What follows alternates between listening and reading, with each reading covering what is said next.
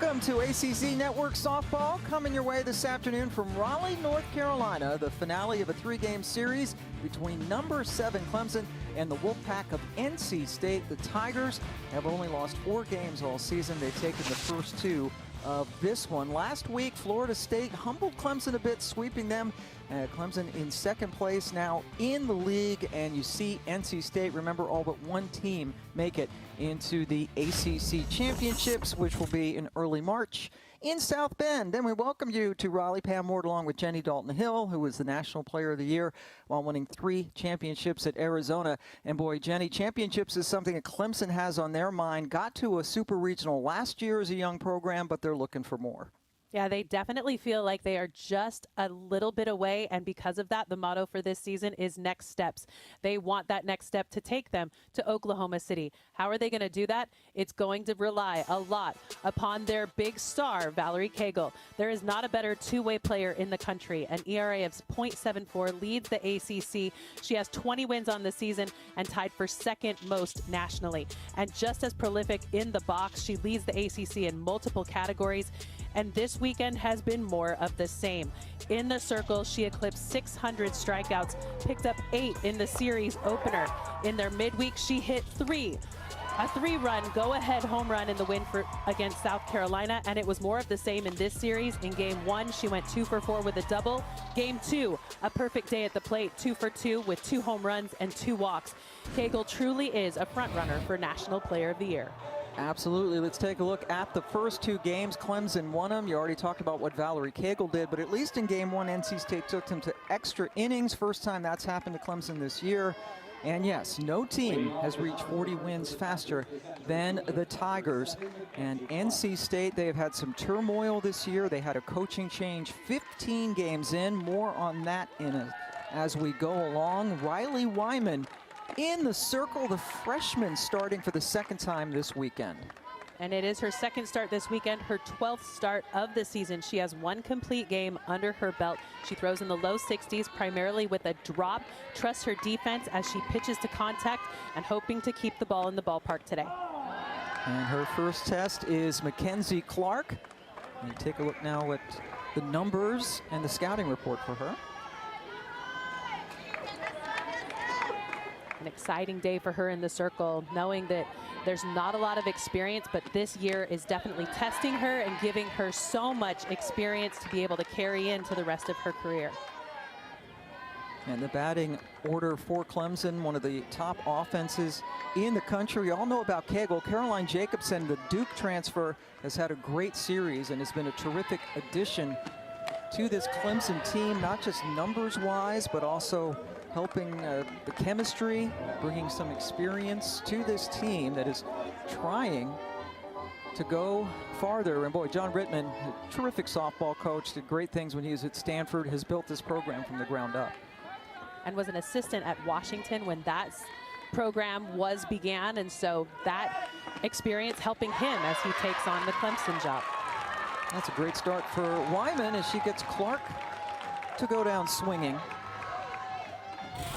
An amazing job in the first batter of this one. That one looks just on the outside part of the plate as Mackenzie Clark winds up, swings and a miss. So Wyman able to get her first strikeout of the day. And now the true test, Valerie Cagle coming into the batter's box for the first time this afternoon. Pitched against Wyman in Game 1. Cagle got the complete game win, her 15th of the season. And spoiler alert, Valerie's not pitching today. She's going to start out in first base. And knowing that Clemson has a 4-headed monster in the pitching circle, they're going to go with the arm that has not seen time in the series. Cagle, I'm sure, will be right there to fill in if needed. But it is 4 pitchers in the circle for Clemson that are trusted. And they are being oh so careful, aren't they? Not putting anything near the plate so far in this at-bat. Yeah, there is definitely no reason to give Cagle a good pitch after the day she had at the plate yesterday. Perfect. 2 home runs in those 2 swings. That one just off the plate. Wyman wants the appeal to see if she swangs. No swing, so that is Swang, that's a word, right? That's the first walk. We'll go with swung, but yes. Swung, swang, swing. All of them. She did none of the above, and so she'll be on first base. Make it eventually. Caroline Jacobson, we just highlighted her in the batting lineup.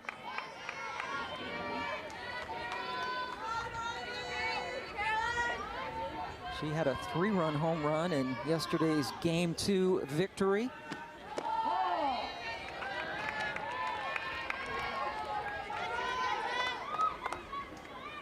Jacobson, you already mentioned it, Pam, is such a huge addition to this Clemson squad, bringing in the maturity, the experience that this young Clemson squad has not had as a luxury.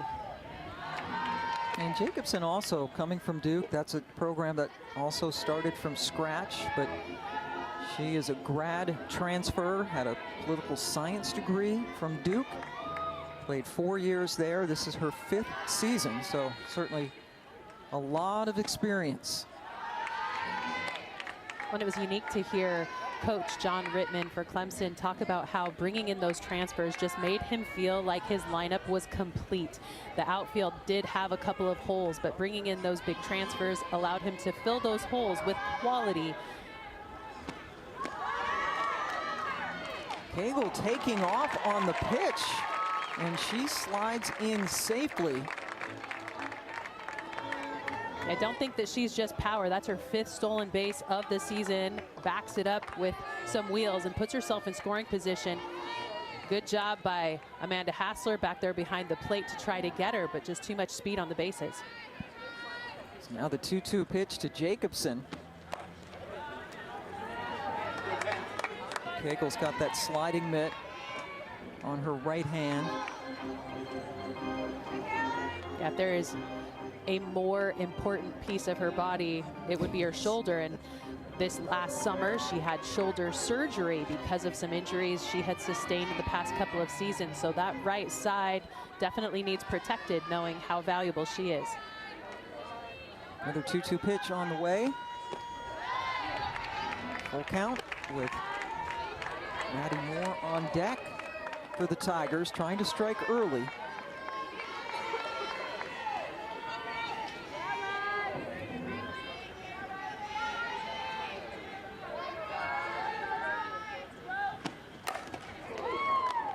Hit towards the shortstop. Cagle had to freeze because Marbury made the nice play for the second out of the inning. And you just saw Marbury work over on the left side and take a look at the defense. Hasler, you mentioned, behind the plate. Out in center field, Rebecca Murray. That's her territory. This is a NC State defense that has had some hiccups this year. Cagle still at second with Moore stepping in.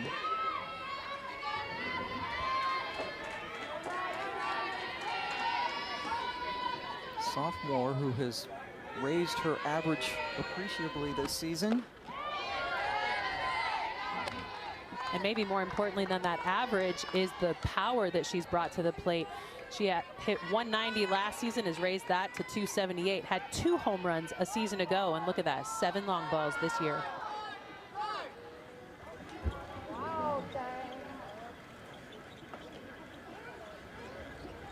Time has been called. There was an errant ball that came out of one of the bullpens.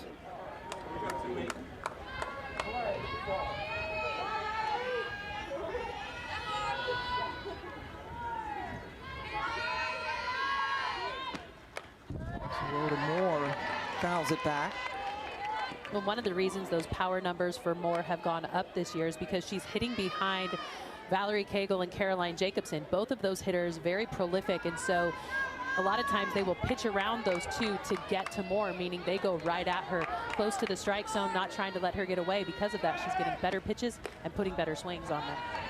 And she's going to get a look at a 3-1 pitch on the next delivery from Wyman.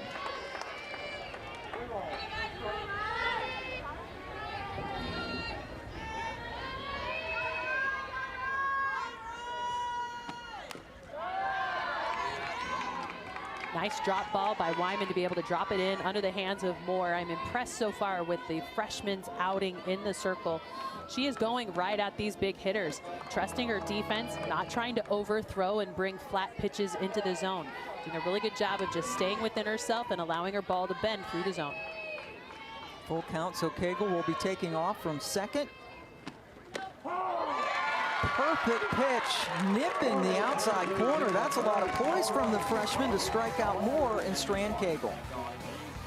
Great job. 2 strikeouts in the inning. NC State will pick up the bats. Junior getting her first action of the weekend. Yeah, it'll be her 5th start. She will step in her 15th appearance for the Tigers. Dominant drop ball that can sometimes be left elevated. She mixes in a rise and a curve, hits spots with her fastball, but as a changeup, but really just sprinkles it in minimally. So don't expect to see that changeup too often. An exciting start for Spencer, the only pitcher we have not seen for Clemson. And you see the sub-1 ERA, which is a thing at Clemson. Katlyn Pavlick will be batting third. She's had a good series, going 4 for 8. But Hannah Goodwin leads off, and Hannah Goodwin knows Clemson very well because that's where she played until this season and made history with the Tigers. Yeah, she was injured. Yep. She was injured all of 21, played only 1 game in 22, and saw an opportunity to maybe gain some more experience and more playing time by coming over. And Hannah Goodwin says hello to her old team with style, clearing the fence for the solo home run.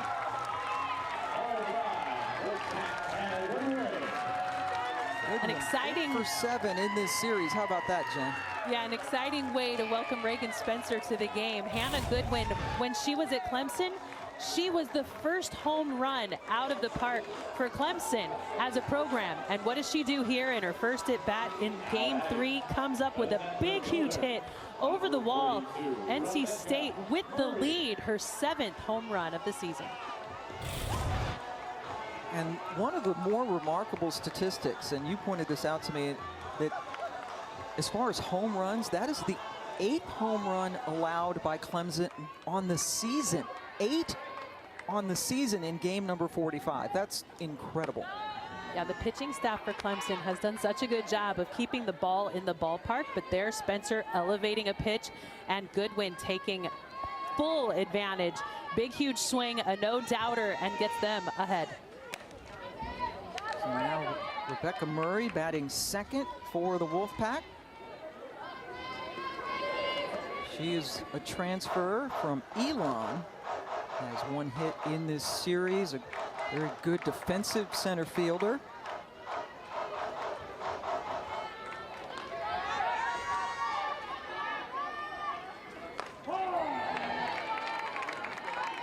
Really good spot, outside corner, down in the zone. That's the pitch that I expect her to rely on. She does have that rise ball that we've seen thrown in this game already, but that drop ball will be so important for her to hit at the knees.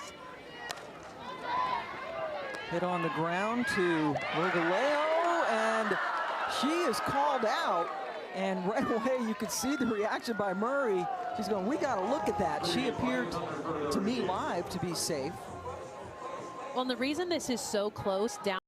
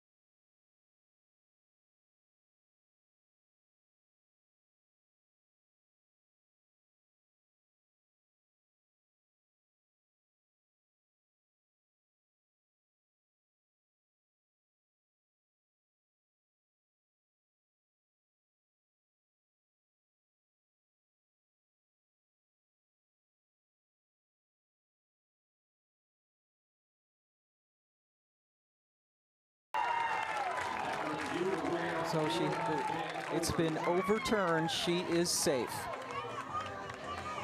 Now back for the Wolfpack, left fielder.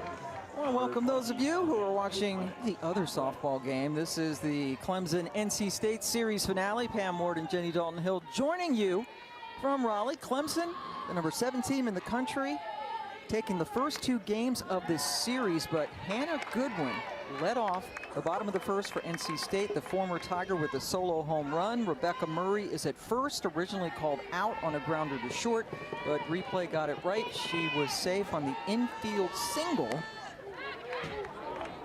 with Clemson going with Reagan Spencer, not Valerie Cagle, who did get the game 1 start. So Spencer getting her first action of the weekend and gets the start. Yes, Spencer is the only pitcher on staff for Clemson who had not seen time in this series, so I think that's why she gets the nod here in Game 3. Ball bounced and kept in front of JoJo Hyatt. Aggressive base running by Murray, who takes second. And back there behind the dish, we have seen some changes. JoJo Hyatt, the catcher for Clemson in this one. Abby Vieira, the other catcher who has seen most of the time back behind the plate, is not available this weekend due to injury. Dealing with a left forearm issue. Vieira, the sophomore who was an ACC all-freshman performer last year, is not available. Ariel Oda also is not available today, getting some rest this weekend. Usually a starter for Clemson. And Pavlick watches the pitch go by. She is the most prolific power hitter in this lineup, a transfer coming over from Pitt this season. She has the most home runs on staff. She's got 8 this year and had a home run off Lemley in their Virginia Tech series. A miss by Spencer, who is not recorded an out yet. The defense for Clemson, and when Valerie Cagle isn't lighting it up in the circle, she's over there playing first base. That is where she is today. English Clark pictured there, and Jacobson in the outfield for the Tigers.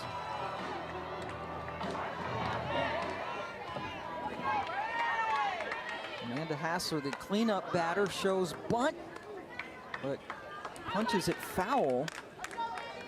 And already there's been some activity in Brooke McCubbin, who relieved yesterday's Game 2, had gotten up.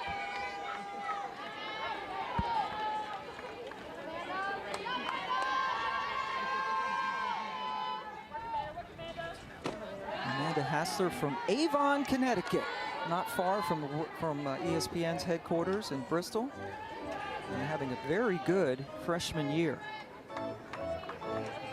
Yeah, you gotta love when a freshman's able to step up and lead the team in RBI.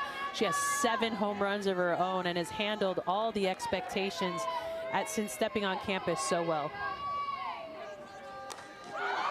Goes after the 1-1 pitch, and another home run for the Tigers. Hasler with a 3-run shot.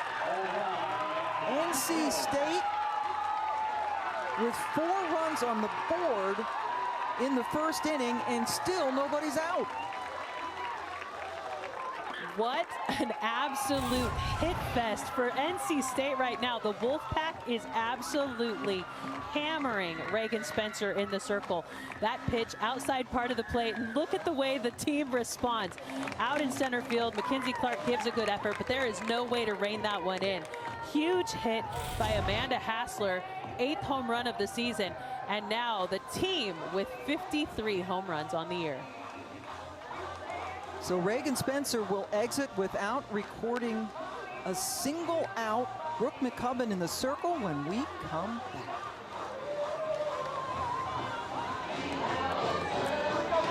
Yes, it is the bottom of the first inning, 0 outs, 4 runs in, and Brooke McCubbin has relieved Reagan Spencer, facing Taylor Ensley here in Raleigh.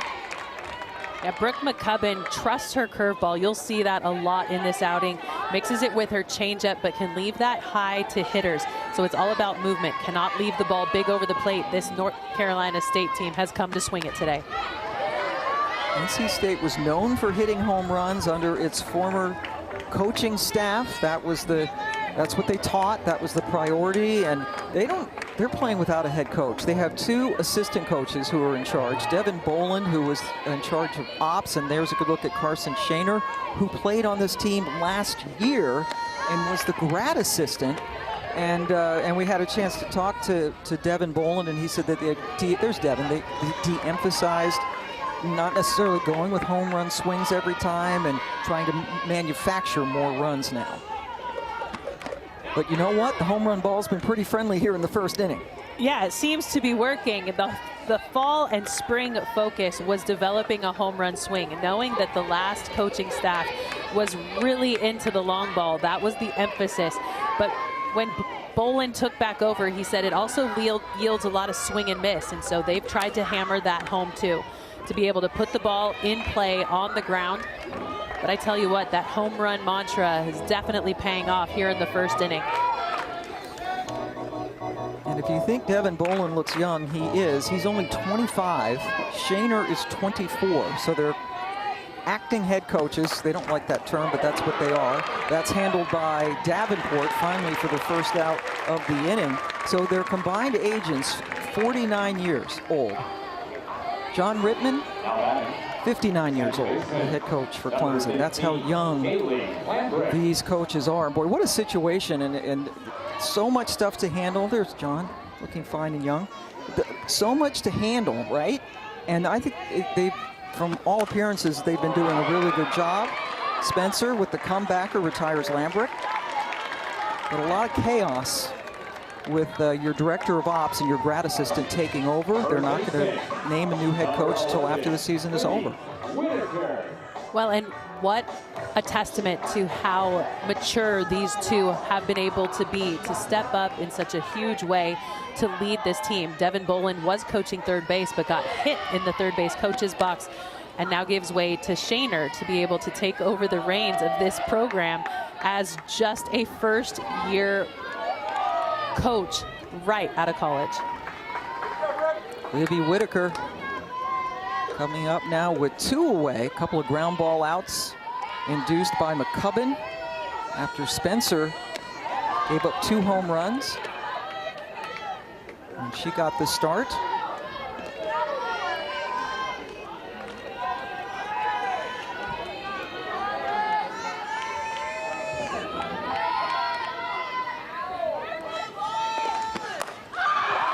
Another ball lifted long, high, and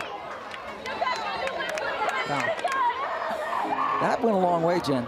It sure did, and you can see that the home run mindset, while it may not be the emphasis for this squad, it is definitely something that has been recruited to, knowing that 1 through 9, this entire lineup has the potential to leave the yard. So in the circle, Clemson has to make sure to keep the ball down, and look at that. That drop ball going to be such an important piece of the puzzle as McCubbin tries to get Clemson out of the inning. And to put the 2 home runs in this inning in perspective, Clemson as a squad, as a staff, had given up only 7 home runs in 44 games. They've given up 2 in 1 inning. That nipped the corner. The called strike 3 gets Whitaker. Good job by McCubbin, but damage done. Home runs by Goodwin, and then the 3-run shot by Hasler. It has been quite the season for NC State. They won 5 of their first 15 games, and then they had a coaching change back on March the 2nd. And we already talked about the youngsters. Carson Shaner, who was a grad assistant, played at NC State last year, and Devin Boland, who was the director of ops, is just his 2nd season on the staff. They are assistant coaches who got their first win against Notre Dame, run-ruled them about a week after the coaching change was made, and then they brought in Leanne Giannetti, interim pitching coach, kind of a part-time coach, doesn't travel with the team, had been a pitching coach earlier in her career at NC State, so sort of a piecemeal staff for this Wolfpack squad. Well, look at the way they've responded to adversity. Yes, they do have young coaches leading the way. Yes, they do have a part-time pitching coach. But who are they beating? Clemson. And they are doing so handily with a 4-0 lead. Thanks to a couple of home runs. Giannetti calling pitches along with Amanda Hasler, the one who had the 3-run home run, the freshman catcher. This is Marina Knowles leading things off for Clemson.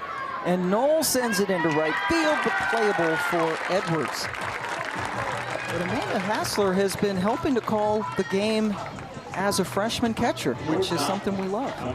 Yeah, it comes down to maturing a catcher quickly, because with the departure of their previous head coach, Jennifer Patrick Swift, as she departed, so did all of the pitching help. And because of that, Hasler, a young freshman back behind the dish, had to take the reins and really help the battery establish themselves and figure out how they could be successful before they had the addition of the part-time coach, Leanne Giannetti, step on campus and give them some guidelines as to how to be successful. Logoleo in the box now for Clemson. Hasler called pitches all 3 games in that series against Notre Dame. First time they've had a catcher call pitches since 2011, when Alyssa Albritton, pardon me, her career came to a close. Handled by Marbury, who throws over for the 2nd out of the inning.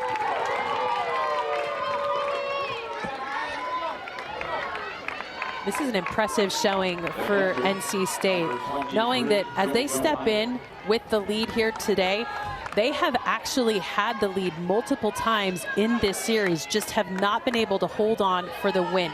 So with a dominant first inning and a big 4-run lead, you're hoping that Wyman is able to hold on against a big number 7 Clemson team. Yeah, there's so many obstacles still to come. Only the 2nd inning as JoJo Hyatt steps in. Junior from Georgia, who's hitless so far in this series.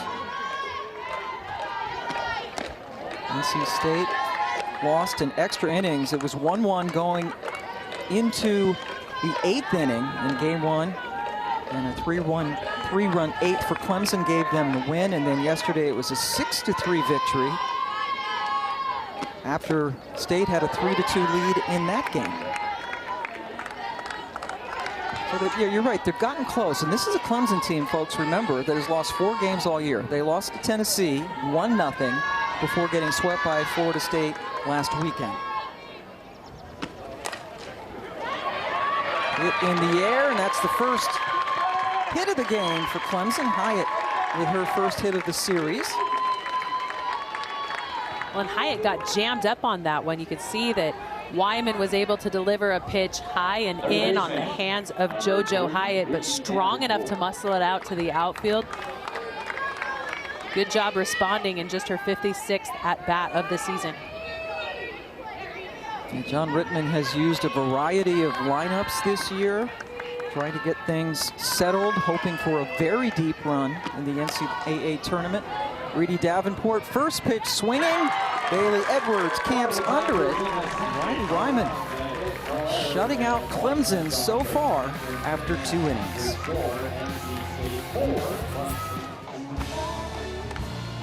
The ACC's Committee for Racial and Social Justice, in conjunction with its member institutions, have identified April 15th to the 23rd as ACC Unity Week. And we are underway here in Game 3 of this series. Clemson down 4-0. Their starting pitcher, Reagan Spencer, didn't even record an out before she was replaced. Brooke McCubbin coming in for the bullpen. Nice day here, about 70 degrees in Raleigh. Clemson Tigers trying to come from behind. They're the first team in the country with 40 wins. Bailey Edwards, the number 8 hitter, leading things off here in the 2nd. Edwards steps in with her last hit being on March 8th against NC Central.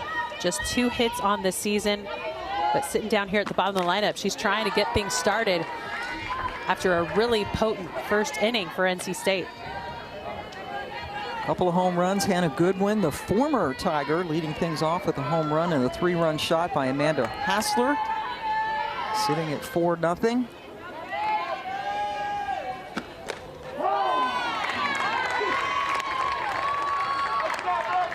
That is a nasty curveball outside part of the plate. It is a trusted pitch by McCubbin. That's her second strikeout of the day, and she set her up so well going inside, but then that curveball outside corner received so well by JoJo Hyatt back there to hold and give the home plate umpire Donald Purnell a nice long look at it. Michaela Marbury, shortstop, coming up for the first time today, and that strikeout pitch, back-to-back strikeouts now for McCubbin, who ended the first with a strikeout, and I would say that was a rather generous call. Marbury with the foul ball, stinging it down the left field line. Clemson has not allowed more than 4 earned runs in any game this season, Jen, and they're right now at the 4 earned run mark. Well, we are seeing some really big hiccups by this Tigers squad in the last couple of weeks. They were rolling through the season until they ran into the Florida State Seminoles, and they have really stumbled since then. A huge midweek against South Carolina did give them the win, but it required a 3-run home run at the end of the game by Valerie Cagle to be able to come away with that 4-3 win. But really right now, this Clemson lineup trying to figure out how to handle adversity and come out on top. Yeah, they have not lost since then, but if you didn't see the highlight, not only down to their last out, but down to their last strike, when Cagle hit that 3-run shot to beat South Carolina. That yes, they did win. They won the first 2 games of this series, but certainly not in the dominating fashion that we're used to seeing. That hit McCubbin. She was able to recover and throw out Marbury. ACC Women's Lacrosse Championship starts next Sunday afternoon at 2 Eastern, and we will have every single game right here on the ACC Network and the ESPN app. Championship game Sunday, April 30th at noon Eastern, coming your way from Charlotte.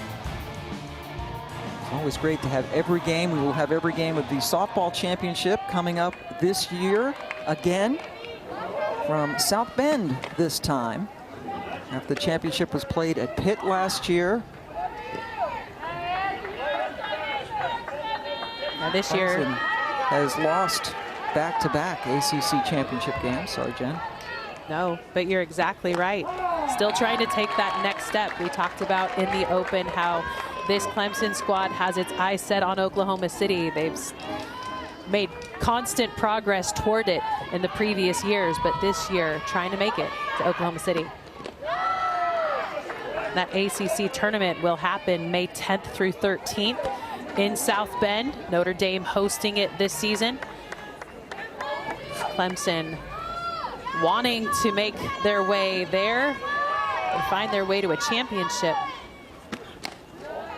Here's Hannah Goodwin, who led things off with a home run off departed starter Reagan Spencer.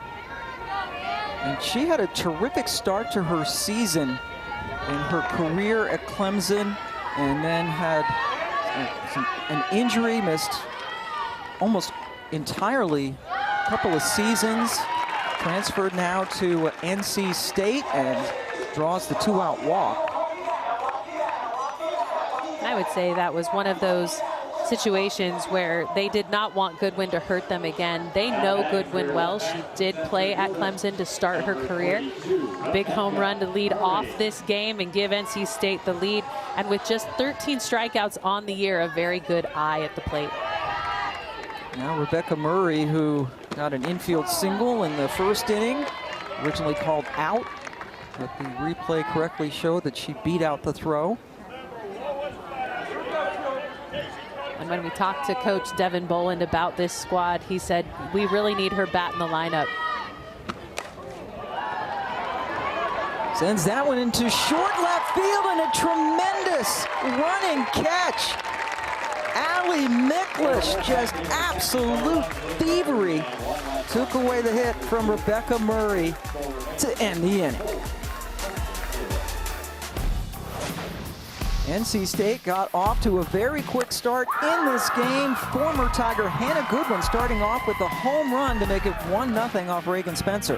Well, and after Murray and Pavlick put themselves on, Amanda Hasler with a dinger of her own. She gets the home run chain, and NC State on top, 4-0. How about that? And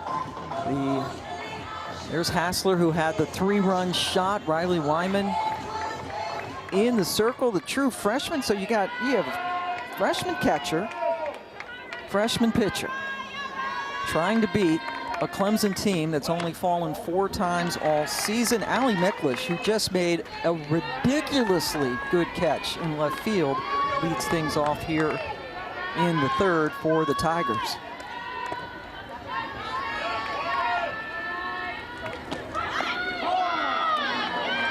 Really nice drop ball. That is a perfect spot for that ball against a slapper. It's hard for them to go down and get it as they run forward, but that late sharp break, really nice pitch by Wyman in the circle.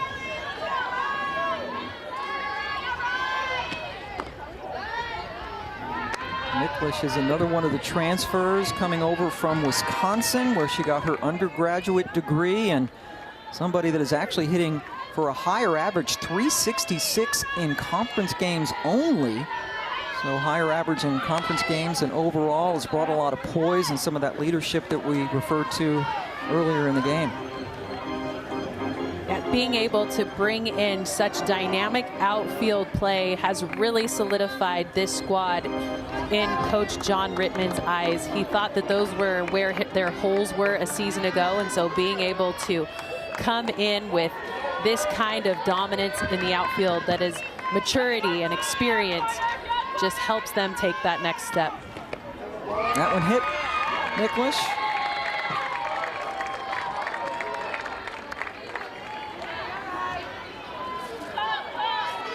Center fielder, number 7. And that brings us to the top of the order in Mackenzie Clark. Free passes definitely need to be held at bay. You do not want to put extra Tigers on base, especially as you flip this lineup over back to the dominant bats that come at the top of the order.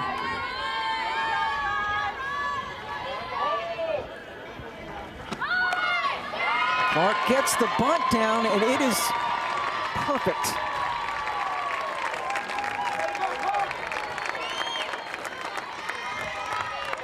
So beautiful drag by Clark. And look who's up next. Taking advantage of a sleeping third baseman, Goodwin just too deep to get to that one, and it brings up a huge bat. Valerie Cagle in yesterday's matchup was perfect on the day. She was 2 for 2. And what were those 2 hits? Oh, you know, just 2 long balls.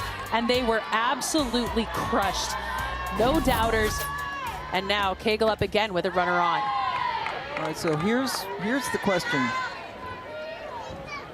2 on, but nobody out.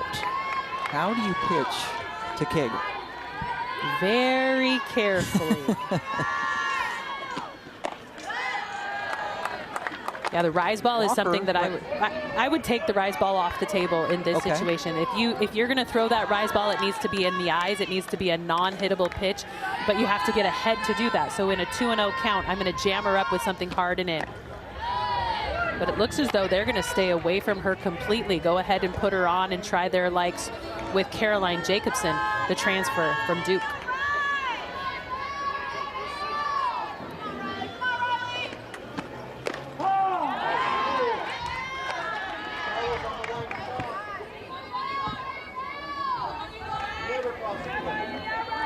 We'll see what they do on 3-1.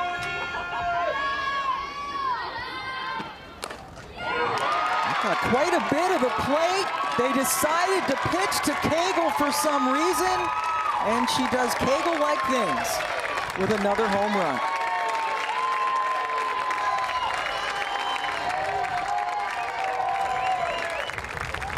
Huge home run by Valerie Cagle, her 18th home run of the season. And she doesn't just pull the ball for home runs or go back up the middle. She takes this one oppo. They let her take that outside corner. After getting to 3-0, they throw to her on the outside part of the plate, and then in a 3-1 count, go right back to the same pitch. Her eye had been trained on it. takes it the other way. Home run number 59 for this Clemson squad on the season. And when it comes to the number 72, that is her jersey number. Valerie Cagle has set herself some goals throughout her career. When she was a freshman, she wanted to hit 72 miles an hour as a pitcher. Check the box. She did it in her freshman season. 72 wins. She's eclipsed that number just recently, reaching that 72 win number as in a career. 72 home runs. She's well on her way. She is just 14 home runs away from that number as she hits number 18 in her last at bat.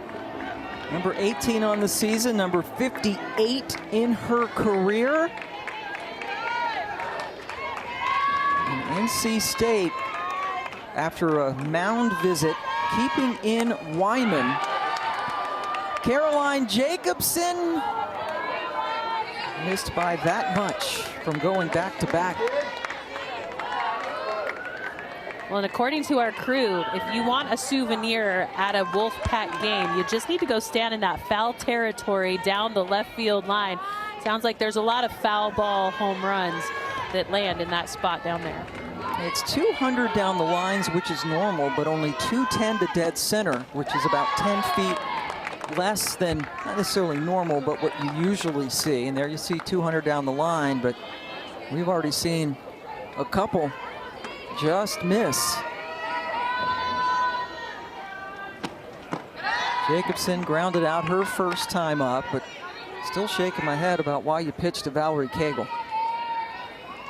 I understand challenging a hitter. However, they didn't change the look from the 3-0 count, the 3-1 count. They went right back to the same pitch. And as a hitter, when you see a pitch, you're able to attack quickly.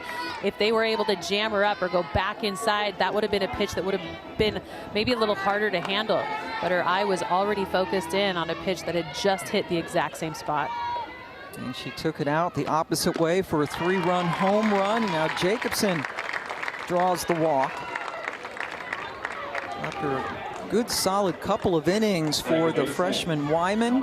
Hit by pitch, bunt single, 3-run homer by Cagle, and now the walk to Jacobson brings up Maddie Moore, who she struck out looking in the first inning.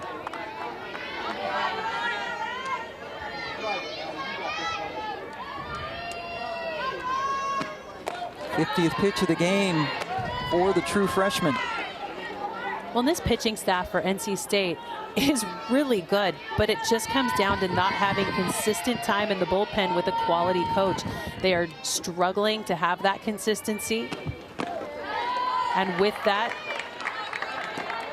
they've given up a ton of walks, a ton of home runs. Coming into today, they had given up 107 walks and 47 home runs, or coming into the series. And now today you're seeing that things begin to unravel when the pitching circle can't hold it together. And Wexelman is now in the dugout after warming up in the bullpen. We saw the true freshman catcher Hasler go out to talk to Wyman.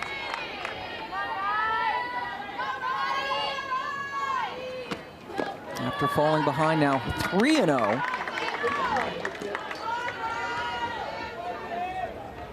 That is a look at Wynn Gore now in the bullpen, another true freshman.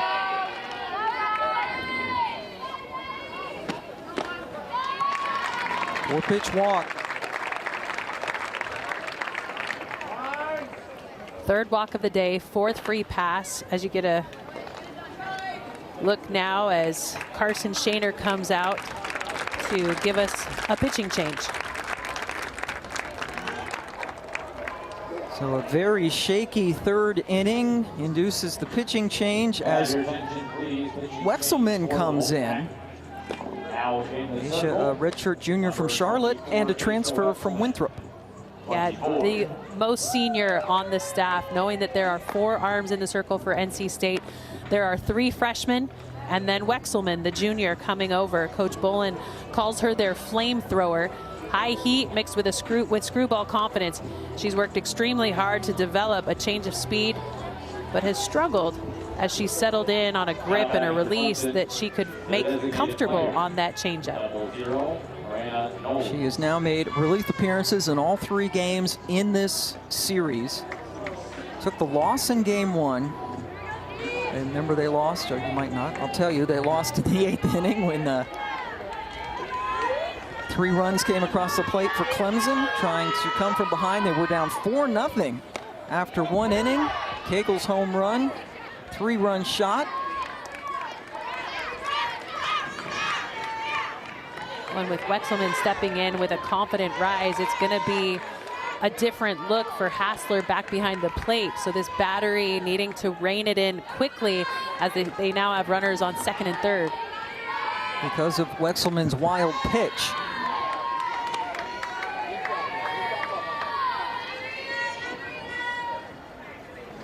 Still nobody out for the Tigers.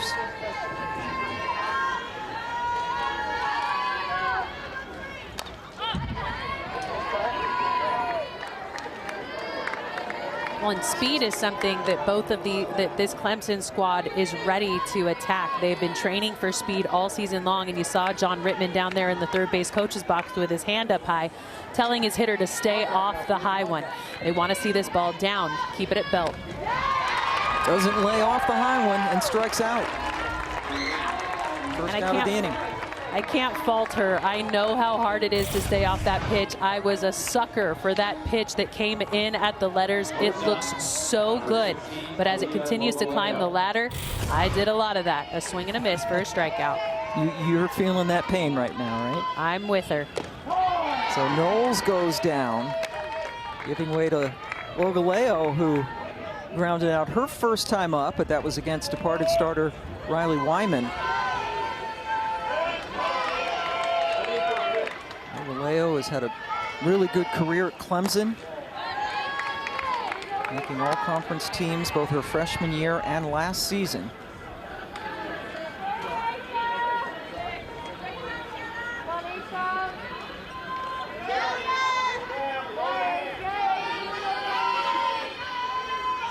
One pitch with runners on 2nd and 3rd. That one's upstairs. Yeah, if Clemson is able to show discipline on that ball up in the zone, it'll require Wexelman to go to different pitches. She does not have confidence in that changeup, so she will continue to throw with a ton of speed at these Clemson hitters. Popped up the bunt attempt. Trying to squeeze home a run. Yeah, and Coach John Rittman knows it's going to come down to small ball at certain times in a season, and 1 through 9, everyone needs to be able to lay down the sacrifice. So I like that call, trying to get Logoleo to lay one down, but a screwball, rise ball pitcher is hard to get it down against.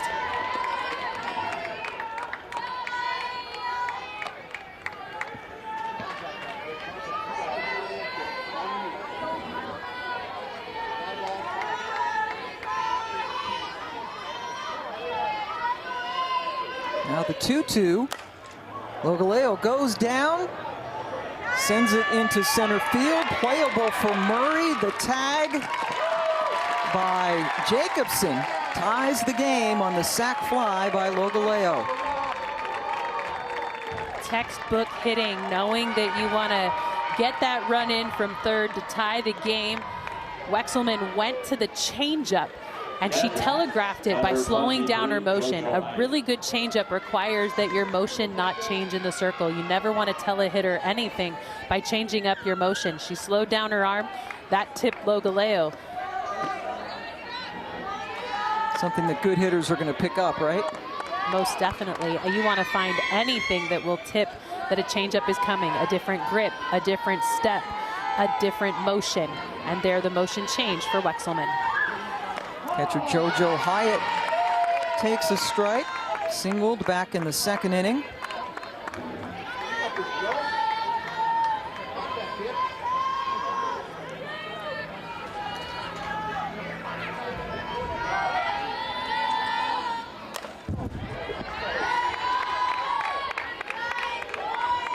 And JoJo Hyatt has seen quite a few starts back behind the plate, but as of late, it's been an Abby Vieira show behind the dish. With an injury to her in that South Carolina game, JoJo Hyatt now gets the nod back behind the plate and the start in the lineup.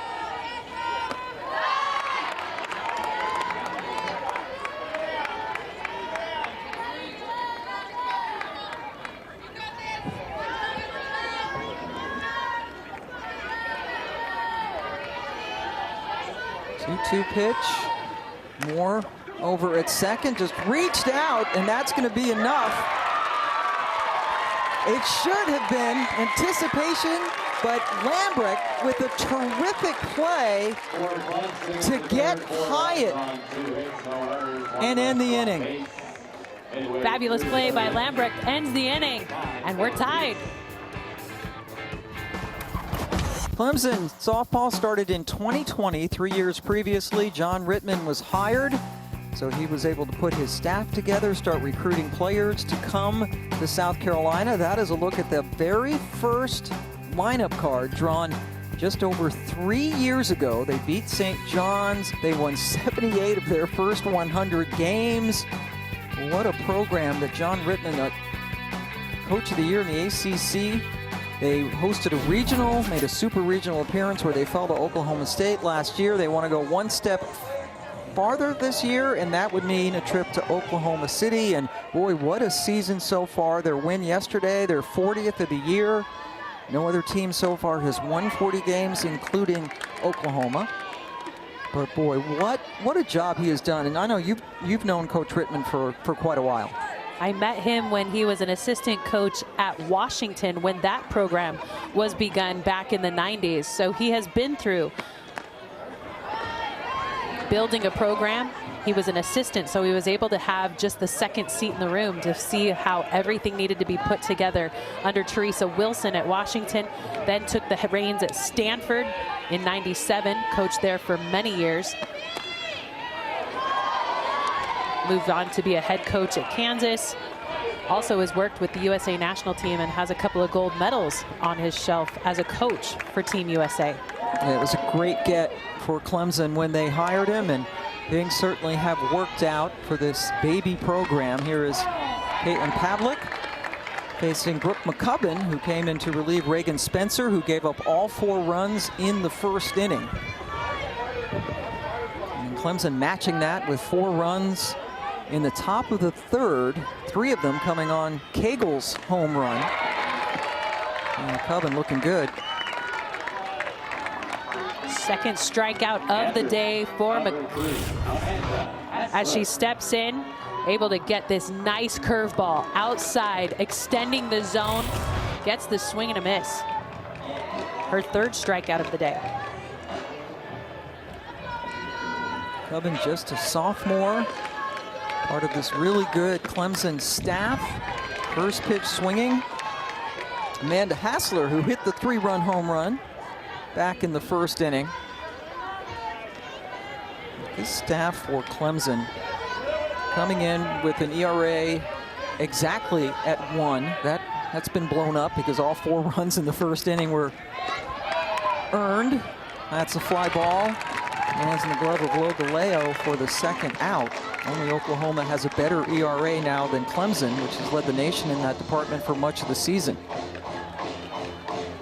Yeah, very surprising first inning with Reagan Spencer in the circle. She is the one with credit of all of those 4 runs in this game.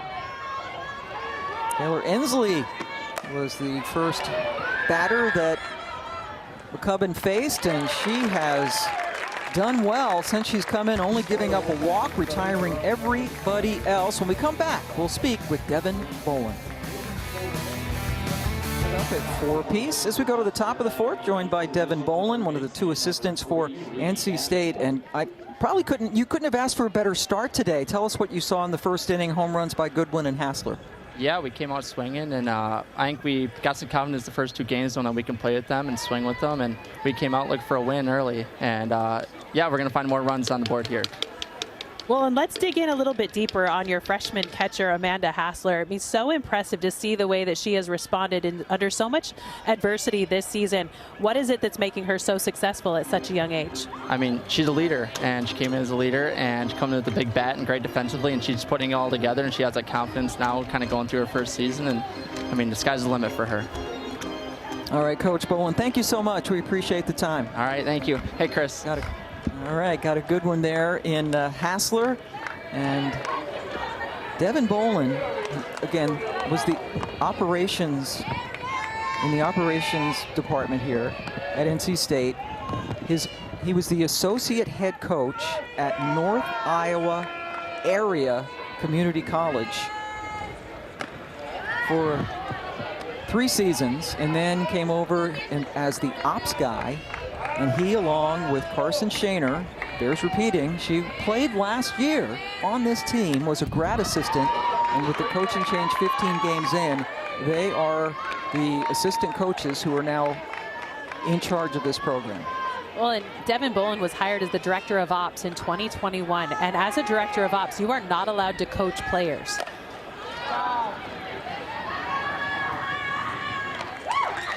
First out of the inning, Davenport. Carson Shaner, who is 24 years of age, playing with the Wolfpack after starting out at UNC Wilmington. Look at her numbers, and grad assistant, you come in, you get some coaching experience, you're going to go for a master's degree, and all of a sudden, you're in effect a co-head coach. More than that, she's coaching third base. I mean, talk about pressure right out of your playing career. So impressed with the way these two have led this program. Here's Alia Miklish, who was hit by a pitch and scored on Valerie Cagle's 3-run homer in the 4-run third inning, and made a terrific diving catch in the outfield. Miklish already has made SportsCenter's top 10. That was back on February 22nd. I think she should make it again today.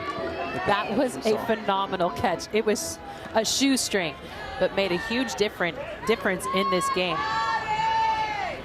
And did it with a runner on base. Had she not made the catch, very well another run could have scored, but just a terrific play. And you look at her numbers, and she's in the 9th hole for Coach Rittman today.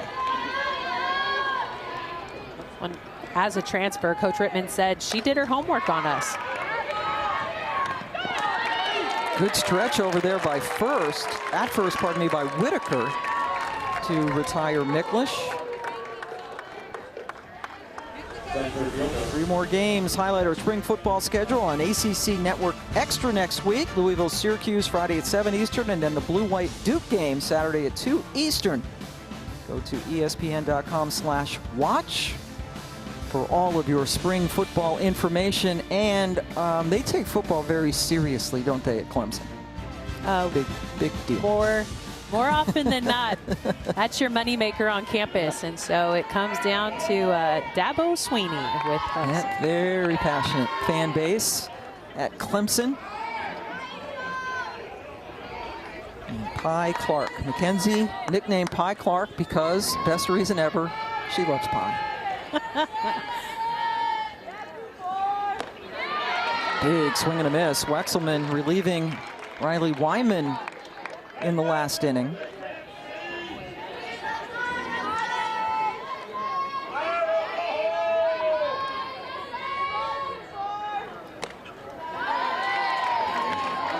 Nice eye on that outside corner. Mackenzie Clark, one of those players, a 5-tool player that Coach Rittman said just needed time to mature. She can beat you in offense, she can beat you on defense. Her athleticism compensates for some shaky mechanics at times. Second team All ACC last year in the ACC title game against Florida State.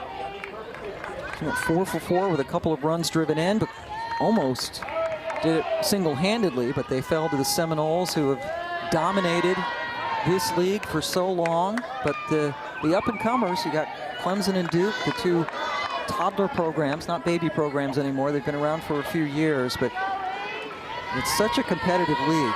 And we've seen some upsets and some interesting results. Virginia took a game against Florida State this weekend. There has been so much parity in ACC play this season. With the way Clemson started out, you thought that they were going to go ahead and run away with the regular season championship, but then they ran into the buzzsaw of Florida State, who took them down and swept them. Definitely has created Clemson to get back on their heels the last couple weeks. Full count pitch popped up and handled by Hasler. It's a nice 1-2-3 inning for Wexelman. When we come back, we will speak with John Rittman. the man in charge of the Tigers. Bottom of the fourth, we are joined by John Rittman, the head coach for Clemson. I got to tell you, Coach, I was looking forward to seeing Valerie Cagle in the circle. You decided not to start her today, went with another pitcher instead in Reagan Spencer. What was your thinking behind that? Well, I think Reagan needs some work, and she's pitched really well for us. She's pitched well out of the pen, and I think she deserved the start today. You know, we have a pitching staff that we have trust in, and unfortunately, Reagan didn't have a great start, you know, and North Carolina State jumped on her, and give credit to their offense. You know, this is a hitter's ballpark, and she left a couple of balls up, and it cost her. Well, and a really good response by your offense to come back and battle back. It's been a tough go the past couple of weeks. What has been the conversation within your ball club?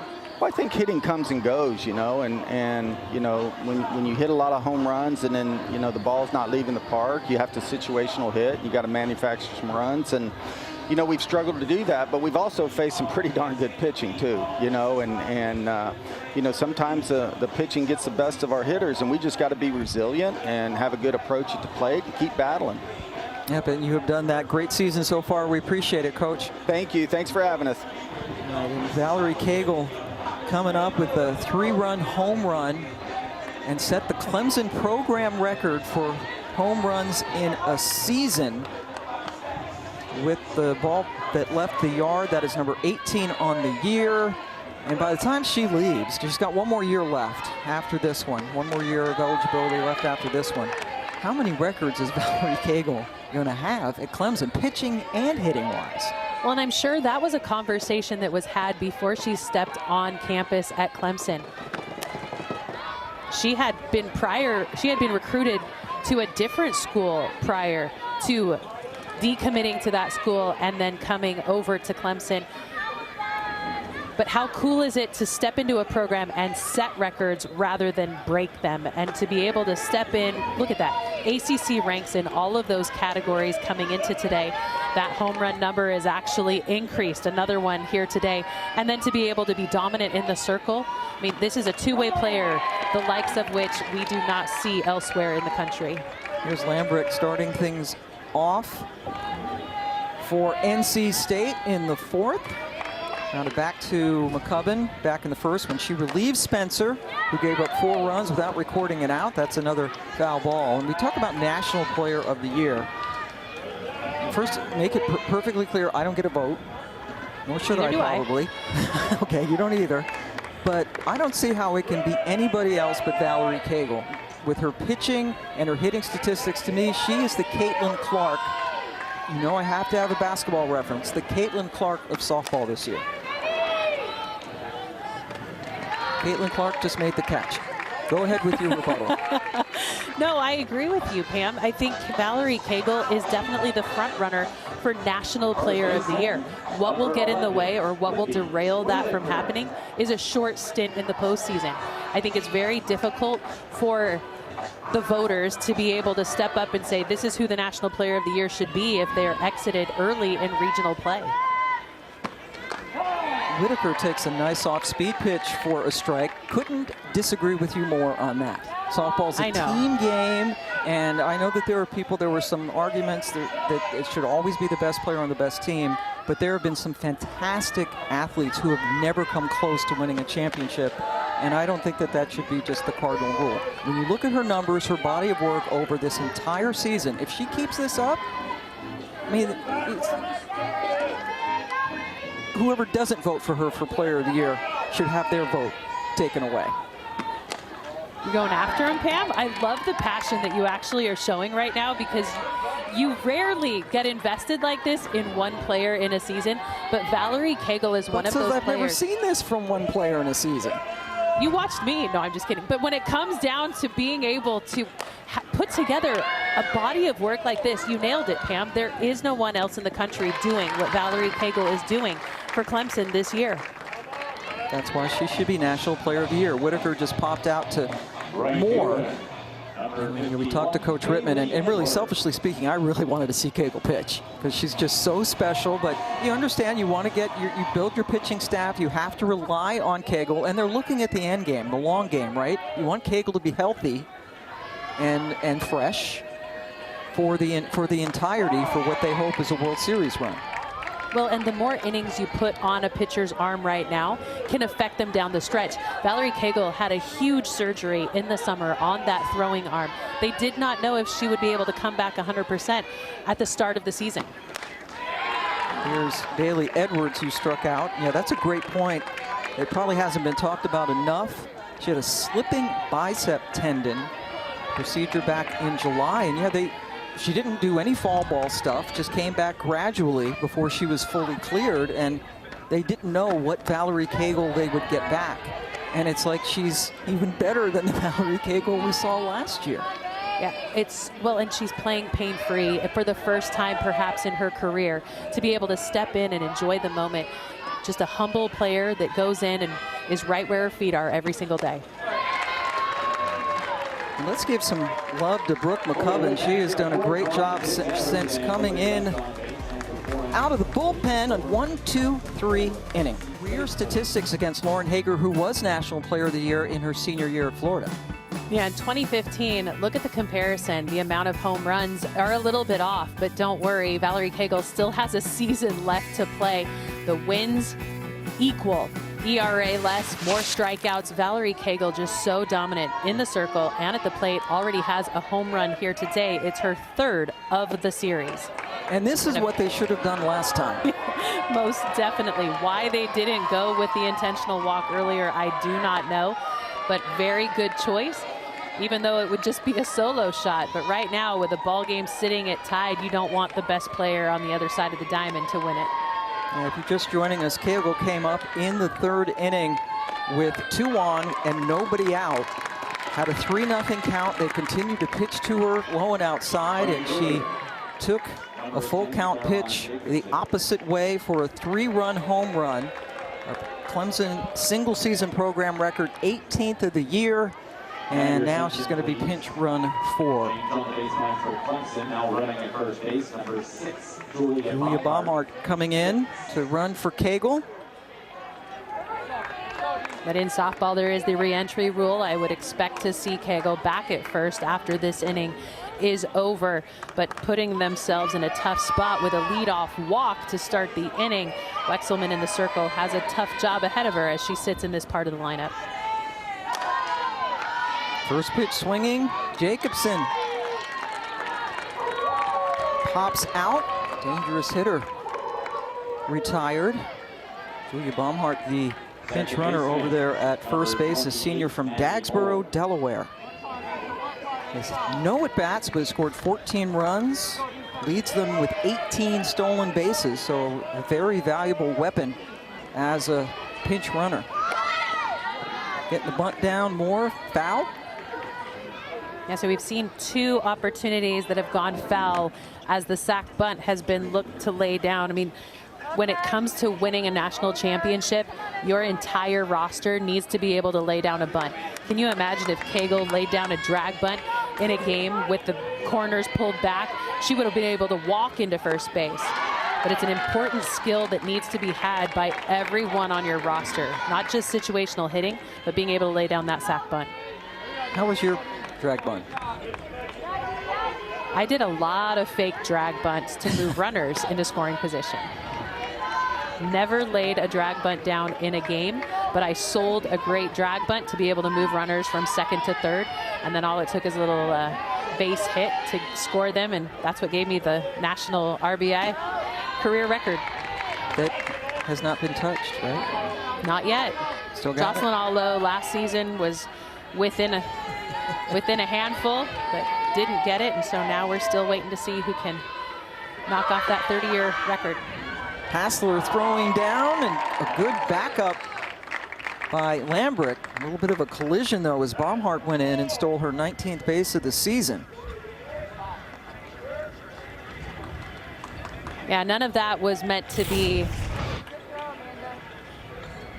intentional. She goes in hard head first, but the throw pulls Marbury across the bag and crosses her up. Both players come away with a really difficult collision, and remember, with those metal spikes, that can be tough goings defensively. See Marbury stretching a little bit, trying to collect herself, but they both appear to be okay. Full count now to Moore. Foul ball straight back tells you that Maddie Moore has timed up the speed of Wexelman. So she's going to need to change up that speed a little bit to disrupt the timing of the hitter. Outside part of the plate, she goes with the pitch. Edwards drifts. The tag by Baumhart, who goes into third now with 2 away. Next weekend we have baseball on the ACC network and the app. The featured game number 2, Wake Forest having a terrific year going to Pitt. Check it out, second game of their 3-game set, 4 Eastern time on Saturday. Marina Knowles looking for her first hit of the day. Knowles kind of pressed into action with both Oda and Vieira unavailable this weekend. And she's had a very successful weekend, going 3 for 8 coming into today. And how do you break into a starting lineup? Well, you produce when given an opportunity, and so far doing a pretty good job. The only true freshman on the squad this year for Clemson. 2 hits in game 1 of this series, 1 hit in game 2 where she batted cleanup. Had only started 1 game this season before this weekend, and here she is starting all 3. Well, we've seen some shakeup in the batting order for Clemson since the BC series against Boston College. Coach Rittman thought that this team was just not as sharp as they needed to be, and then rolling into Florida State got swept. So he's moved some people around in this lineup to try to shake things up. Mackenzie Clark gave her a break to gain confidence. She's back in the leadoff slot here today, but had moved her down in the lineup to try to gain some confidence back. But right now, just looking for which lineup is going to give them a good postseason run. From 3-0 now to a full count for Knowles.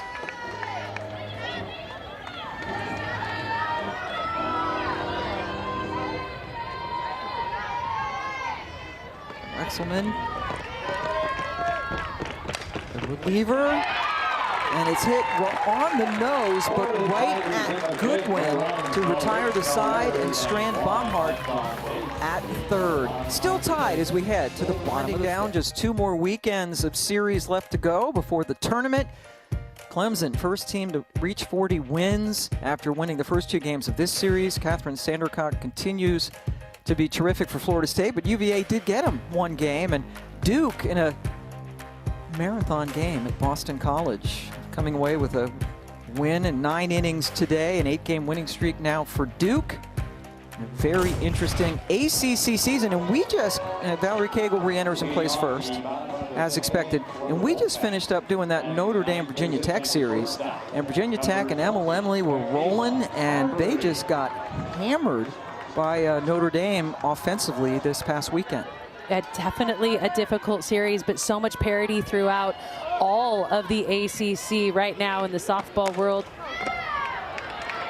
Marbury first pitch, sent to Davenport for the first out of the 5th. And I would be remiss if I did not mention that BC head coach Cavilhog will be running her, is it her 3rd Boston Marathon tomorrow, Pam? So good luck to her. Correct, and I think her dad Joe, his 28th straight Boston Marathon. They had on the Boston Marathon jerseys. It's been 10 years since that disgusting and terrible bombing that happened at the finish line at the marathon. They had on the special jerseys, and Coach is going to be out there tomorrow running another marathon. Inconceivable. Goodwin started off this game with a home run, part of that 4-run first inning off Reagan Spencer, who also gave up a 3-run home run to Hasler. And boy, Brooke McCubbin has come in and totally shut them down, has not allowed a single hit since coming in the first. on just a testament to why a staff is so important in the circle, knowing that Hannah Goodwin was able to start the game off with a huge home run that rattled Reagan Spencer. She really did not settle back in after that leadoff home run by Goodwin. First hit off McCubbin. Goodwin, with her second hit of the day, been on base all 3 times. Yeah, Goodwin with a good one back up the middle. I mean, just tattooed that ball right back where it came from. And when you think about it, there's a lot of emotion that goes into playing Clemson, I'm sure, for Goodwin, knowing that that's where she started her career, didn't ever really find her footing there. So with the transfer, now able to play her former team and coming away pretty successful in this one today. Yeah, she's had a good series against them. Rebecca Murray reached on an infield single back in the first inning. And Goodwin in the series is 5 for 8 with a walk.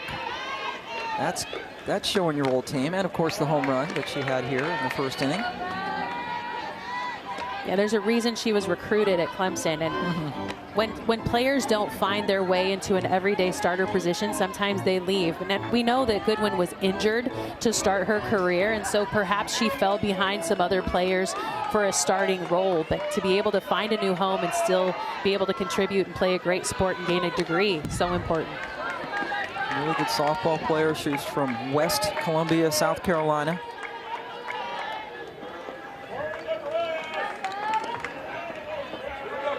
Has been on base often during this season. Second in the ACC in hitting a couple of years ago when she was a starting shortstop at Clemson before the injuries derailed her.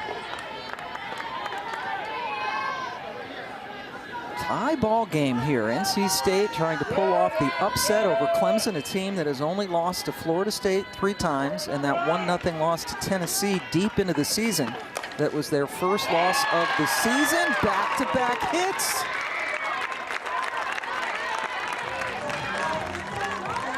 On the bats for NC State, not trying to be crafty or too hefty. We know that they love the long ball, but here at the top of the lineup, these first 2 hitters have done exactly what they needed to do to just punch it through the infield to get something going. That ball through the 3-4 hole, not much that either of the defenders over there on the right side could do. Cagle and Moore just having to pick it back up from the outfielder Jacobson as she brings it back in. All right, so they are in business. Runners on with just 1 away for Pavlick. Struck out swinging the first time she faced McCubbin, and now Millie Thompson, the lefty, another talented pitcher, is up and warming for the Tigers. Thompson and McCubbin combining for the game win yesterday in this series. Right down the heart of the plate.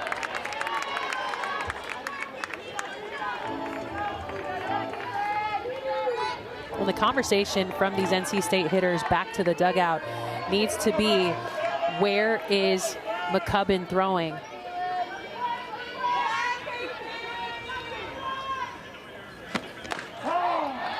Really hammering that outside corner with the curveball. She continues to wear out that spot.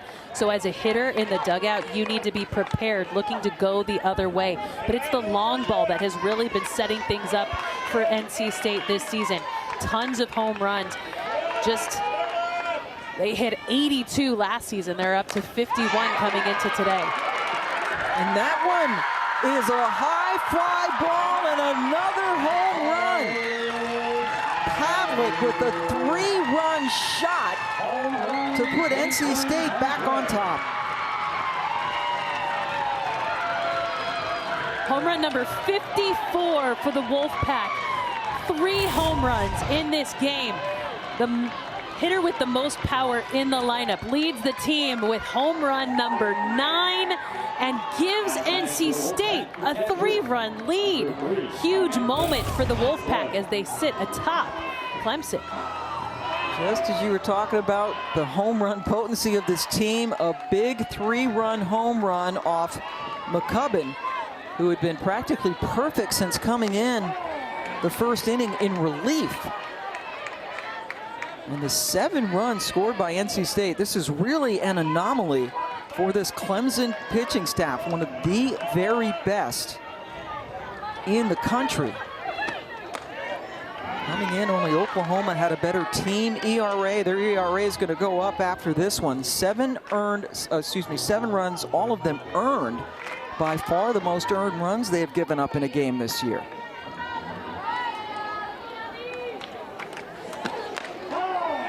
And matches the 7 runs that Florida State in the opener of that 3-game sweep. Florida State beat them 7-0. So the 7 runs given up today ties the most they've given up in a run all year.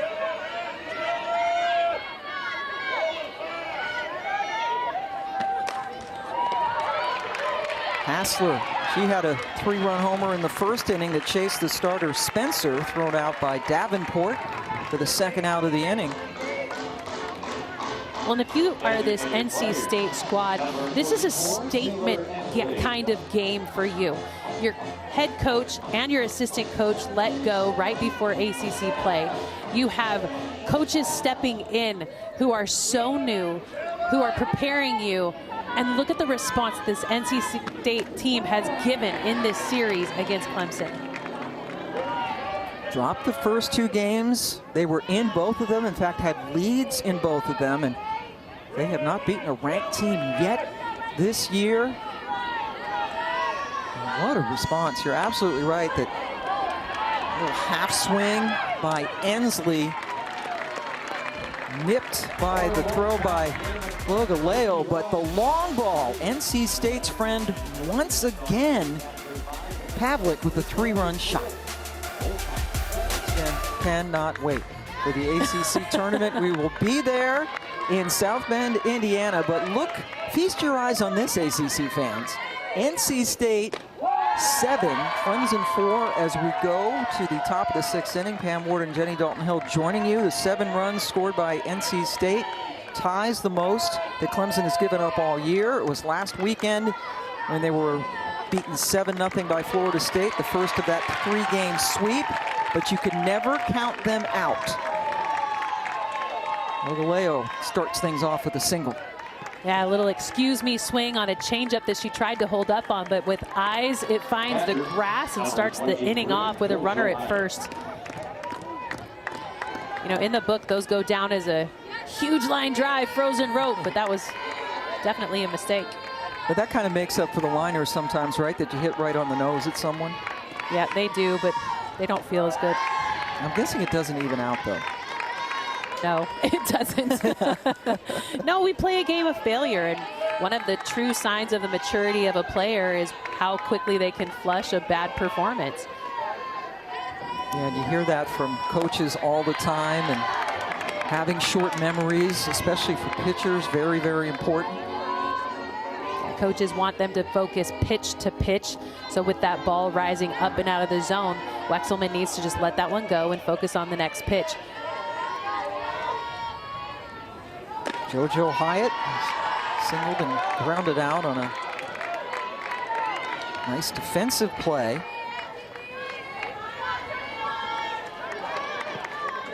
And we get word now that Val Cagle is warming in the bullpen for the Tigers. Got the start in game 1. We expected to see her start today, but there she is, National Player of the Year. Reagan Spencer got the start. On the other side. Well, one thing about Wexelman in the circle is she does not waste time. She is waiting on the batter to get into the box. She works very quickly, is challenging these hitters as soon as they step in.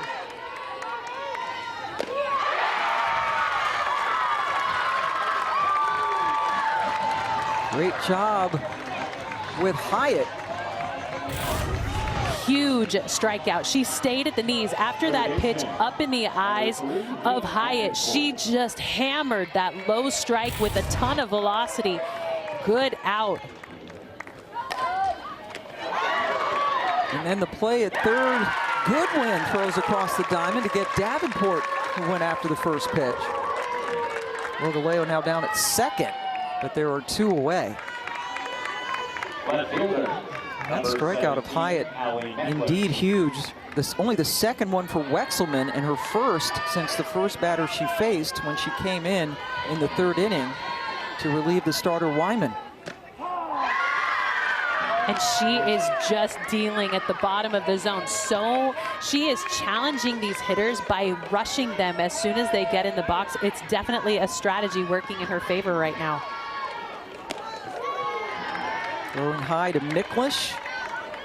Alicia Wyman, redshirt junior from Charlotte. First couple of years at Winthrop in Rock Hill, South Carolina. Now her second year at NC State. Made the all-freshman team in the Big South Conference when she was at Winthrop. Another ground ball to end the inning. Miklish thrown out by Marbury. Wexelman gave up the leadoff single. They're going to challenge the out call, but you're right, Wexelman coming up big after giving up that leadoff single. On the conversation is, did she pull her foot? It was a huge stretch over there at first base by Whitaker, so making sure that the foot stayed on the bag, definitely important. Now they decide that she is indeed safe without going to replay. Don't need to go to replay. Conversation from the umpires, able to see that the foot, that's one of that I would challenge. Pam, it looks as though her foot stays on the bag. Oh, but the ball comes out. That's what we're looking at. The ball is on the ground. It is not secured in the glove. So it has nothing to do with the foot. It has everything to do with the receive of the ball by Whitaker at first base. The big, huge stretch, her foot stays on the bag, but she bobbles the ball and allows the runner to get there safely. So very good job by this umpiring crew to come together and get that call correct. Sean Schumacher over at third, Tim Casati at first, and Donald Purnell getting this one. They will take it to a full replay review though, and I think what we will see is that call will stand. Whitaker with the stretch, but as you saw, did not secure the ball, so we anticipate that she will be safe. And that would put a runner on with 2 outs and the top of the order coming up. Yeah, so it has nothing to do with the foot. It has everything to do with the ball. See how it's trapped there, and there it is, confirmed on the field. Good job by the umpiring crew to get that one correct on the field after coming together, but then confirming it through video replay. Yeah, doing it nice and quickly. Crew's been solid today. So Miklish safe at first. And now Mackenzie Clark. Valerie Cagle, who had been warming up in the bullpen, has to get back in the on-deck circle, hoping to get an at-bat in this inning. So I think, Jen, this is a very important out for NC State. Yeah, you don't want to have to go to Cagle. Because realize if they walk Clark or put Clark on without advancing a run across, that would put Cagle up with bases loaded, so nowhere to put her, and you would have to pitch to her or walk in a run. Nightmare scenario for any opponent.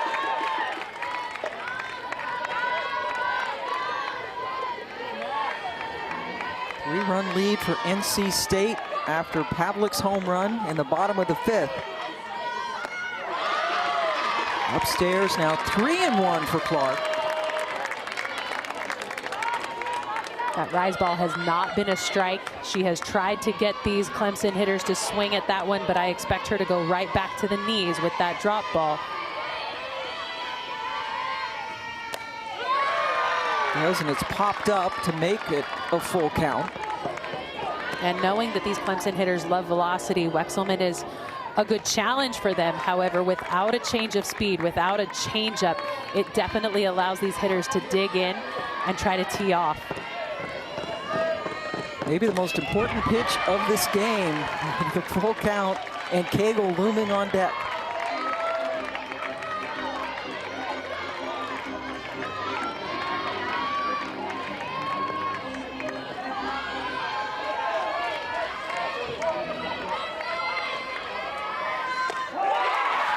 What a pitch taken by Clark. Wexelman gets a huge strikeout to end the inning and leave Cagle in the on-deck circle.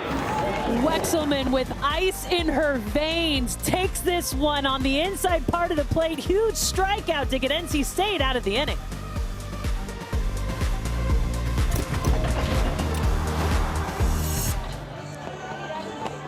Clemson has made a pitching change, and look who it is, Valerie Cagle. Yeah, Pam's favorite pitcher has found her way to the circle, a flamethrower. She's topped 72 this season, but she's gained back her full arsenal of pitches after a huge surgery over the summer. Relies heavily on her drop and her fastball, and she uses that pitch up against an off-speed rise to push that vertical separation. NC State, a tough challenge ahead. Maddie May moves over to play first where Cagle had been playing. Now Cagle coming in, picked up her 20th win of the year in game 1 of the series. Her ERA, .74. She has 119 more strikeouts than walks. And gets Lambert to ground out. I mean, her numbers, literally, when I was prepping for this game, I had to do a double take looking at some of these numbers. This is what she did. A game that started Friday. There was rain in the 7th inning. They finished it up yesterday. 6 hits, but just 1 run, 8 strikeouts. Having to go 1 extra inning to pick up the victory. First and only time Clemson has gone to extra innings this season. And Libby Whitaker facing Cagle.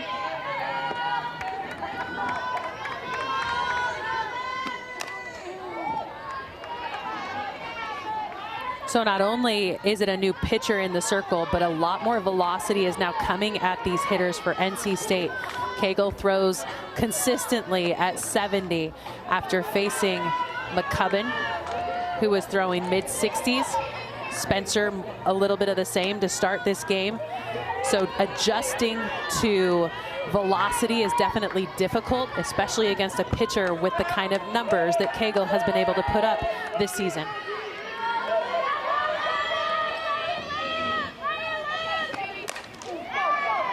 Whitaker nubs one over to Moore at second base for the second out. Thursday night, the Huddle crew has their draft analysis special highlighting ACC players. The NFL draft is now less than 2 weeks away. 1-hour show starts at 6 Eastern, right here on the ACC Network and the ESPN app. Cagle, 2 up and 2 down, thanks to a couple of infield ground balls. And now Bailey Edwards, who has struck out twice today, gets to face Cagle. Oh, pardon me, Nadia Sykes coming in to pinch hit for Edwards, who had struck out twice. Sykes, true freshman out of Raleigh. That's her first at bat of the weekend. Does have a long ball on the season, and a ton of these players for NC State this year, freshmen and sophomores.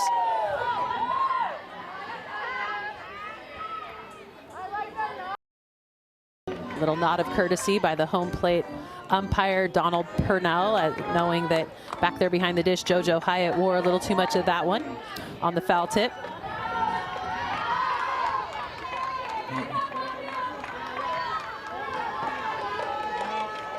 Sure, that's a feeling that all home plate umpires know well too, right? Because they get pieces of foul balls. Now well, and then we're going to go ahead. No, and the piece that comes into it is then a catcher gives that nod of courtesy to a home plate umpire when he wears a pitch. They go out and talk to their pitcher for a little minute to give them a second to regain their composure. Valerie Cagle, 3 up, 3 down, and we get to see Cagle lead off in the top of the 7th inning. Clemson needs 3 runs to keep this game going.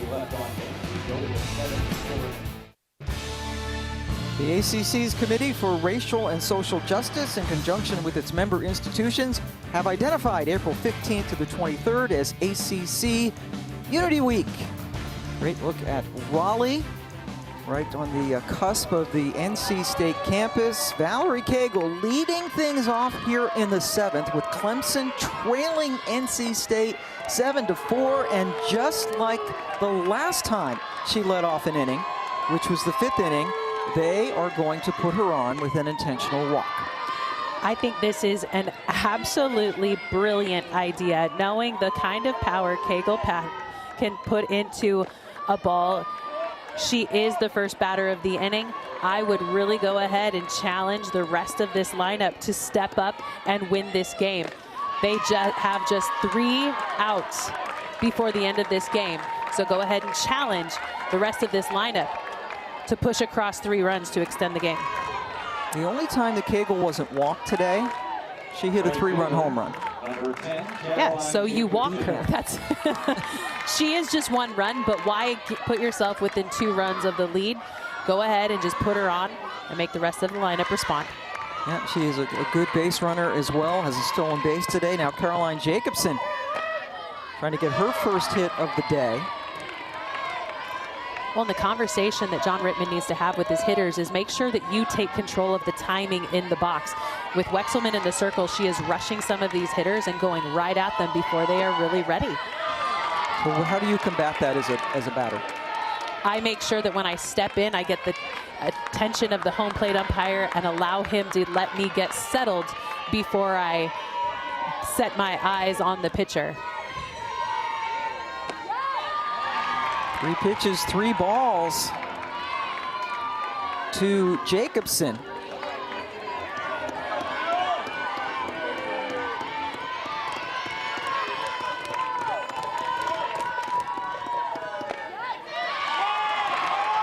Missed all 4, and now there are 2 on with nobody out.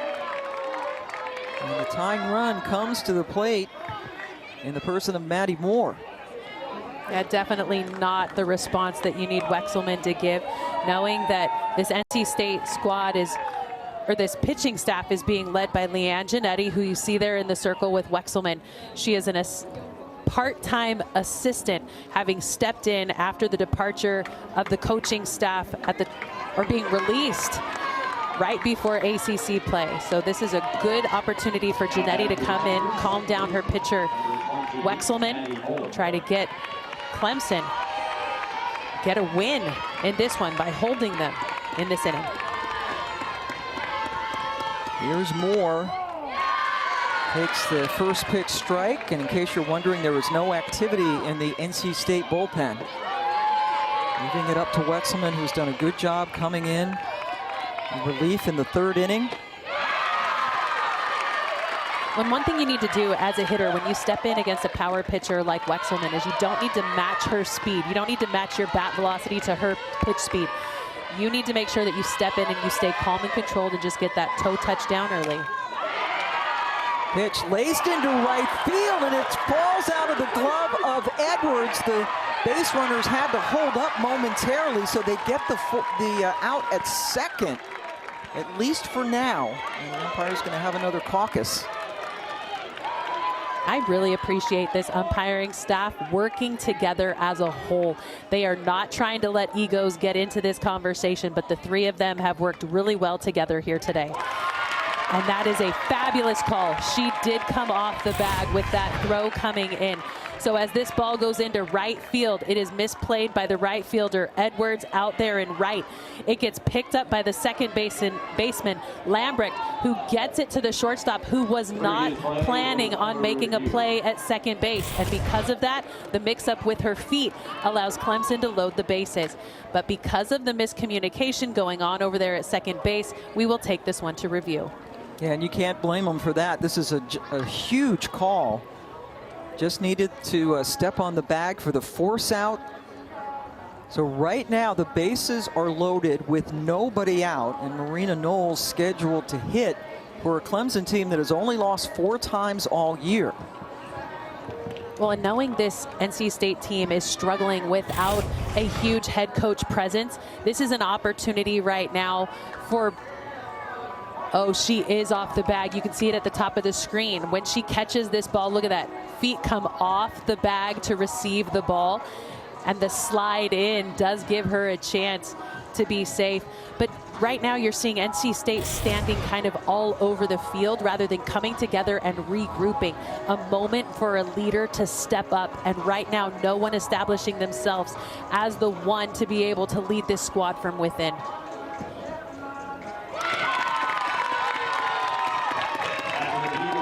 Another correct call on the replay, and again, this crew has done a terrific job.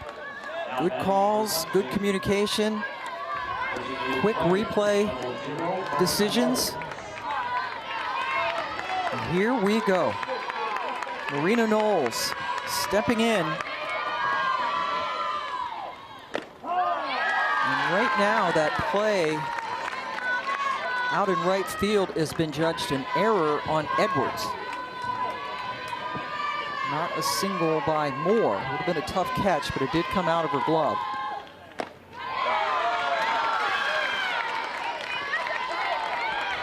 That was close, taken for a ball by Knowles.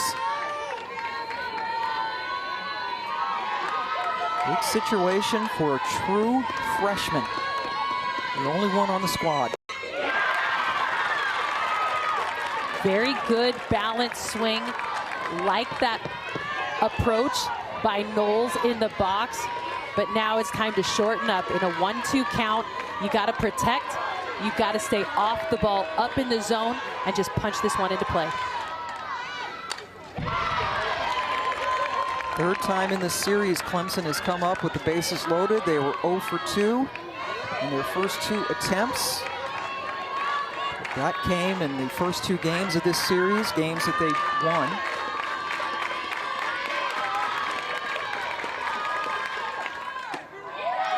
That's off the plate.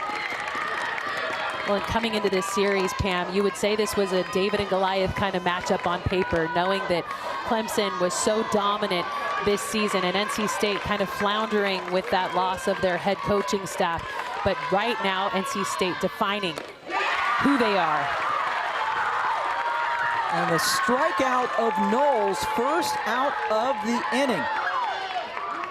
I mean, right now, NC State is holding on for dear life, and Wexelman is leading the charge. This drop ball outside gets a huge swing and miss.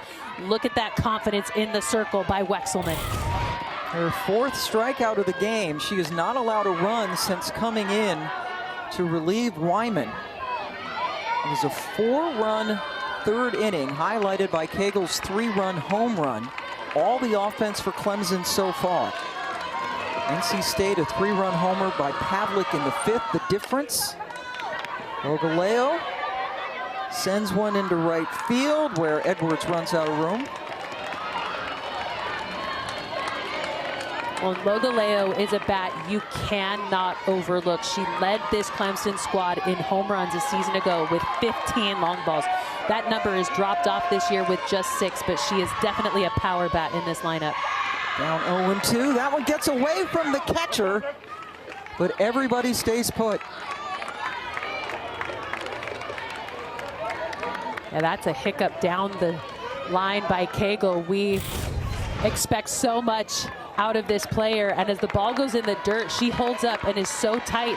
That was a huge opportunity for Clemson to gain a run. And you saw Cagle just take maybe a step off the base and hold up her hand to the other runner saying, I'm not going. Shortstop throws it away. Cagle comes in to score. The bases remain loaded. Marbury at short with an errant throw.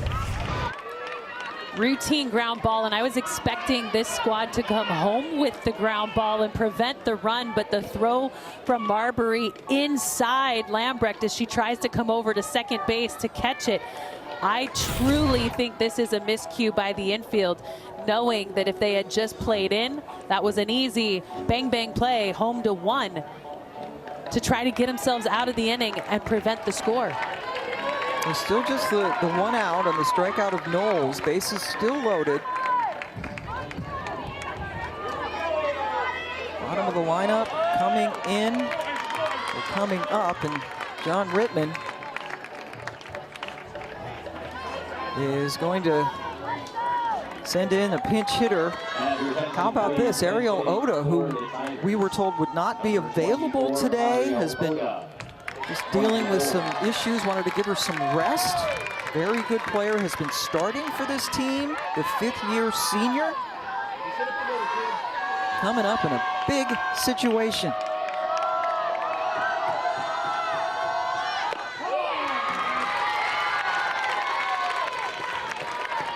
Boy, a couple of errors in this inning. Really hurting NC State, but they need, Clemson does, to do something. They have not done well with runners in scoring position in this game.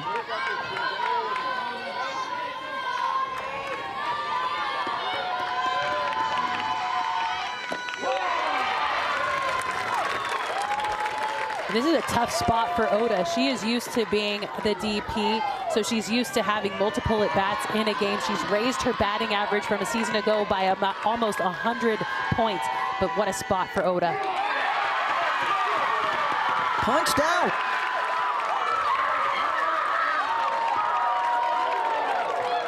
Second strikeout of the inning. Huge strikeout for Wexelman. Freezes Oda. Nice screwball outside corner. Doesn't even get the bat off of her shoulder. Huge second out of the inning, and the 4th strikeout for Wexelman in the game. All up to Davenport. Clemson in this game 1 for 13 with runners in scoring position. And NC State is trying to pull off a win against the top 10 opponent for the first time in 2 years. Last doing it against Florida State. In this tumultuous season, losing with the coaching staff being released right before the conference schedule got underway. On the ground, grabbed by the 3rd baseman, Goodwin, the former Clemson Tiger, hits the bag with their glove, and the Wolfpack have done it, stunning Clemson. NC State with a huge statement win over number 7 Clemson, coming away with a huge performance in the circle by Wexelman. And look at that, first top 10 win for that coach right there, Devin Bolin. Yeah, congratulations to Devin Bolin and to Carson Shane or Leanne Giannetti, this coaching staff that was really put in a very difficult situation. And how good must this feel for Goodwin, who started her career at Clemson? Big moment for everybody on the Wolfpack today, coming away with such a big win after a ton of adversity on campus for them. Clemson had the bases loaded with nobody out in the 7th. Only 1 run came across. A terrific pitching performance out of the pen by Acha Wexelman, who only gave up that 1 run. And there you see John Rittman congratulating Coach Boland. What a win. Wexelman out of the pen, the huge home run by Pavlick. And Clemson goes down for only the 5th time this season. For our entire crew in Raleigh and Jenny Dalton-Hill, I'm Pam Ward. All ACC coming up next. The Tigers go down to the pack.